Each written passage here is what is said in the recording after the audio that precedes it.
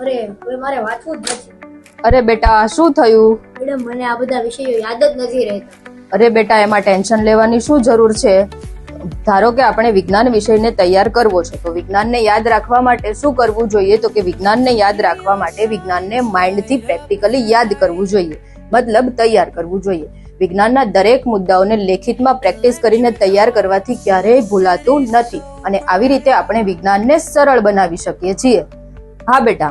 Madam આપણે ગણિત જેવા વિષયોને કેવી રીતે યાદ રાખવા? બેટા ગણિત જેવા વિષયોને યાદ રાખવા માટે તૈયાર કરવા માટે મોઢે કરવાનું અથવા તો ગોખવાની બિલકુલ જરૂર નથી. ગણિતના વધારેમાં વધારે દાખલાઓની લેખિતમાં પ્રેક્ટિસ કરવાથી એ ઝડપથી યાદ રહે છે. હા બેટા. બેટા ઇંગ્લિશ જેવા વિષયોને યાદ રાખવા માટે આપણે તમારા જ અભ્યાસક્રમમાં આવતા ઇંગ્લિશના શબ્દ ભંડોળને તૈયાર કરવાનો છે. ખાનાપૂર્તિઓ તૈયાર કરવાની છે જેથી કરીને ઝડપથી અને કડકડાટ ઇંગ્લિશ વાંચતા તમને આવડી જશે. હા બેટા. મેડમ સમાજ ગુજરાતી હિન્દી જેવા વિષયોમાં કેવી રીતે પાકું કરી શકાય? સમાજ ગુજરાતી હિન્દી જેવા વિષયોને તૈયાર કરવા માટે મોટા મોટા ફકરાઓને નાની નાની સ્ટોરીઓમાં તૈયાર કરવા જોઈએ.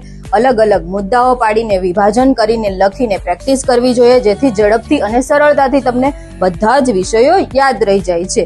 તો તમે પણ તમારા બાળકને આવું શ્રેષ્ઠ શિક્ષણ અને શ્રેષ્ઠ પરિણામ આપવા માંગતા હોય તો આજે જ અમારી સંસ્થા સહજાનંદ એજ્યુકેશનનો સંપર્ક કરો. અરે મારા માર્ક્સ તો આવી રહ્યા નથી.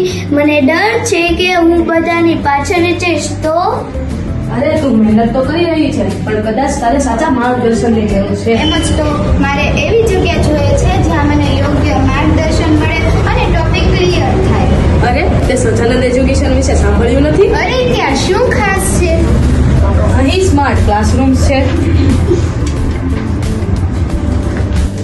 દરેક વિષયને સરળતાથી સમજાવવામાં આવે છે.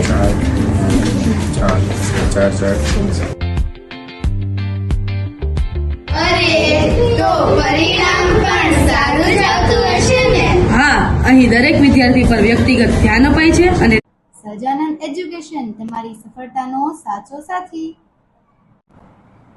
અહીં તમને મળશે અનુભવી અને સપોર્ટિવ ફેકલ્ટી,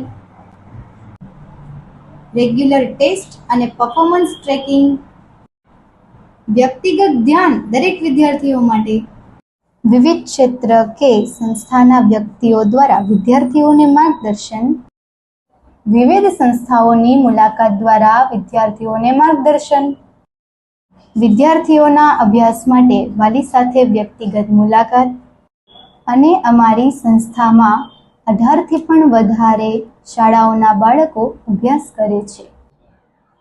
સંસ્થા દ્વારા